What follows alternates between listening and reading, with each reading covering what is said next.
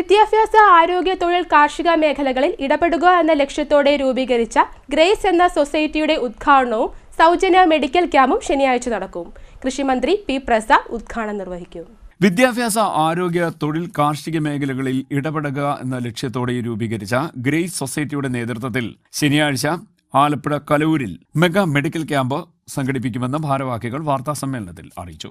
ആലപ്പുഴ കേന്ദ്രീകരിച്ച് രൂപീകരിച്ച ഒരു ചാരിറ്റബിൾ സൊസൈറ്റിയുടെ ഔപചാരികമായ ഉദ്ഘാടനവും അതോടൊപ്പം തന്നെ കേരളത്തിലെ ആസ്റ്റർ മെഡ്സിറ്റി അടക്കമുള്ള ആരോഗ്യ സ്ഥാപനങ്ങളെ പങ്കെടുപ്പിച്ചിട്ടുള്ളൊരു മെഗാ മെഡിക്കൽ ക്യാമ്പും ഈ വരുന്ന 14-ാം തീയതി കലവൂർ ഹനുമത് ക്ഷേത്രത്തിൽ വെച്ച് നടക്കുകയാണ്. അപ്പോൾ അത് അറിയിക്കാൻ വേണ്ടിയിട്ടാണ്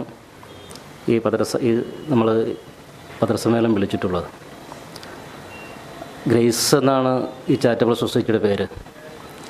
ഗ്രേസ് എന്ന് പറയുമ്പോൾ G growth, R relief, A agriculture, C care, E education എന്ന് പറഞ്ഞ് നമ്മുടെ പൊതുസമൂഹത്തിൽ വളരെ രീതിയിലുള്ള ഒരു ഇടപെടലിന് വേണ്ടിയിട്ടാണ് ഈ ചാരിറ്റബിൾ സൊസൈറ്റി രൂപീകരിച്ചിട്ടുള്ളത്.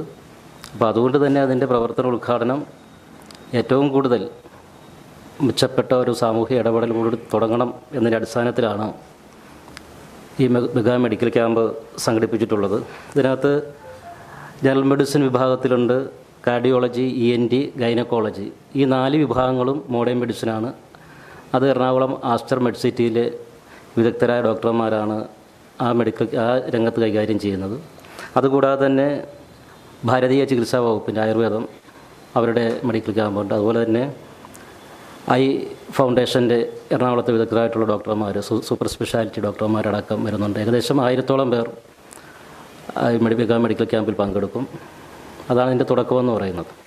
അപ്പോൾ ഇതിൻ്റെ ഉദ്ദേശ ലക്ഷ്യങ്ങളെന്ന് പറയുന്നത് തീർച്ചയായിട്ടും നമുക്ക് തന്നിട്ടുണ്ട്.